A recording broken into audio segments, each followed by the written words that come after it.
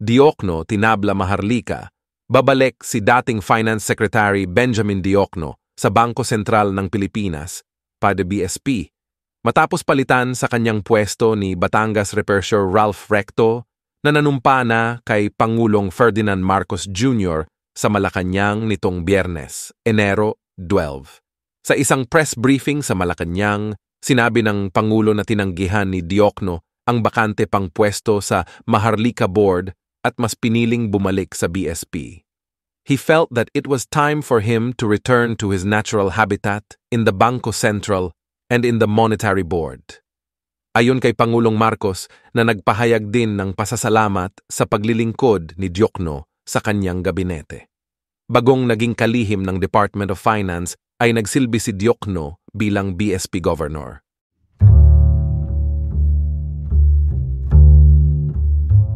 Resolusyon ang Makabayan Bloc para paimbestigahan ang charter change signature drive sa bansa.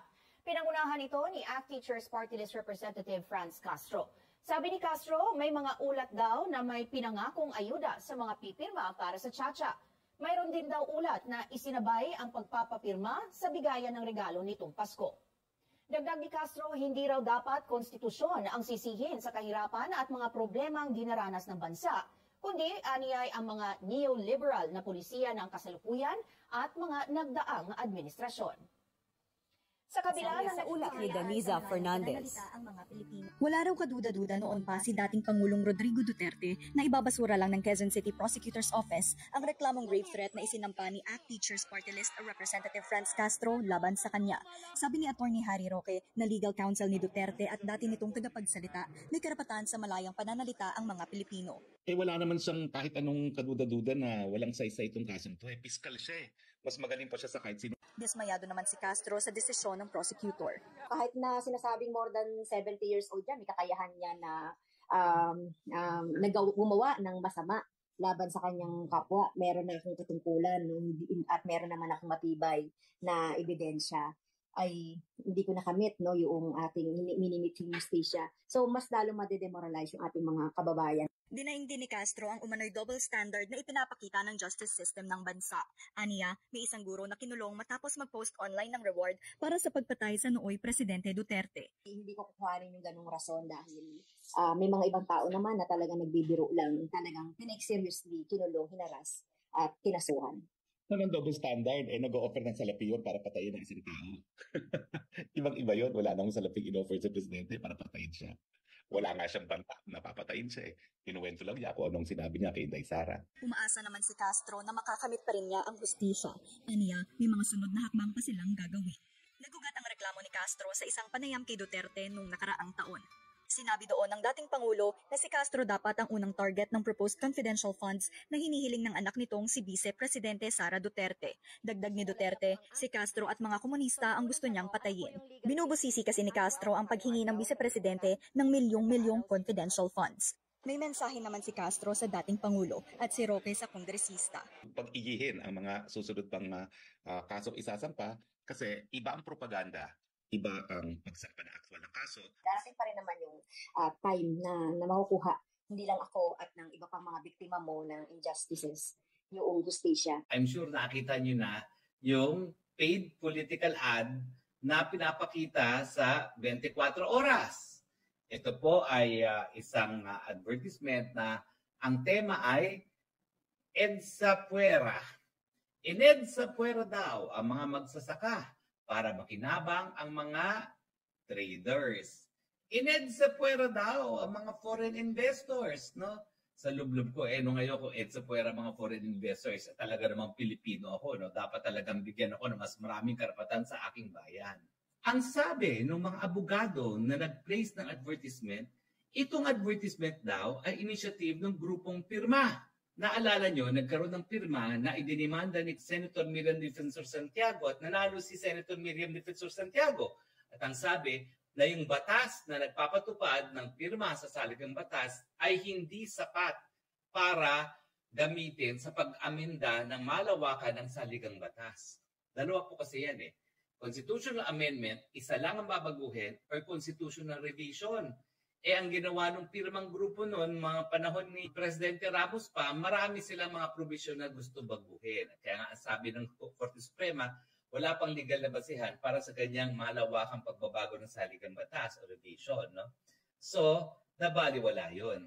So, ang ginawa ko, tinawagan ko yung hepe ng pirma. Si dating Secretary Raul Lambino, naging secretary siya ng panahon ni Presidente Duterte dahil ang hepe po ng Cagayan Economic Zone ay isang secretary, rampant secretary. Ang sabi niya, wala kaming kinalaman dyan. Hindi kami ang nasa likod niyang TV ad na yan. At nung kami ay nag-launch ng Pirma 1, hindi kami namudmud ng pera. At ang dinadaan namin talaga doon sa mga panahon na yun, ini-explain sa botante kung ano yung mga nais namin pagbabago at kung bakit. So, pinasinungalingan na po ng pirma na sila ang nasa likod ng paid TV ads na nakikita na natin ngayon para sa EDSA Puera na tinatawag. From the horse's mouth himself, Raul Lambino na hepe ng pirma nung panahon ni Presidente Ramos, hindi po sila ang nasa likod niyan. Ang tanong, sino pang nasa likod niyan? Kayo naman. Obvious naman. Kung ang mga kongresista ang nagpapapirma sa iba't ibang mga distrito, sa mga barangay nila, natural, kongreso rin ang nasa likod yung political ad na yan. Kaya lang, nagtatago sila kasi nga, paano nila mai-explain kung saan galing ang mga salapi na ginagamit nila para sa TV ads at salapi pambili ng pirma ng taong bayan. Kongreso po yan. Kaya nga po nakakagalit. Kasi binababoy nila yung konsepto ng People's Initiative. Mantakin nyo, People's Initiative for sale. Hindi ba contradictory yan? Kasi dapat nga, itong People's Initiative, ito yung pamamaraan na ma-institutionalize yung people power na ang kapangyarihan ang gagaling sa taong bayan. And yet, nababoy po. For sale na at ngayon, para pang ginawang eleksyon na nagbabayad pa ng advertisement na napakaaga pa. Bukod sa binibili, bukod sa hindi galing sa People's Initiative, ayun po, ginastusan pa. Hindi natin alam kung saan galing, pero chances are, galing din po yan sa kaban ng taong bayan para po sa mga advertisement na napakamahal po niyan. Kasi alam ko po yan, dahil ako'y tumakbo ng Senado, talagang gumastos po kami dyan. Milyon-milyonis po talaga ang halaga niyan, TV ad na yan. Hindi na natin mababagong kasaysayan. Nangyari pong EDSA, pati po si dating Pangulong Duterte at ang kanyang pamilya ay sumuporta po sa EDSA. Dahil alam naman natin talaga na hindi na nakontrol ni Marcos Sr. ang militar ng mga panahon na yon. At talagang ang nangyari dyan ay kudeta. Dahil kudeta na sinuportahan ng taong bayan. Kaya nga nagkaroon ng people power. Dahil kung hindi naman pinaligiran ng taong bayan ng mga kasundaluhan sa EDSA, edi binomba na sila ni Fabian Ver. Pero wag na po natin baguhin ang kasaysayan, ha? Talaga naman pong suportado ng taong bayan nung nangyari at ang paniwala ko nga, kaya nga po itong si PBBM ay humingi muli ng mandato, parang nga malinis ang pangalan ng kanyang pamilya at sana nga magawa niya yan. Pero hindi niya magagawa yan sa mga nangyayari ngayon. Kinakailangan tapat na panunungkulan at saka kinakailangan ang adresin natin yung problema ng taong bayan, hindi charter change. Kaya ngayon, ang mungkahi ko sa aking kinampanya para maging presidente ng PBBM, please lang, please rein in your cousin. Tigil na yan pagiging gahaman sa kapangyarihan niya. Rein in your cousin. Kung hindi mananalo as presidente, okay lang po yan. Manatili bilang congressman.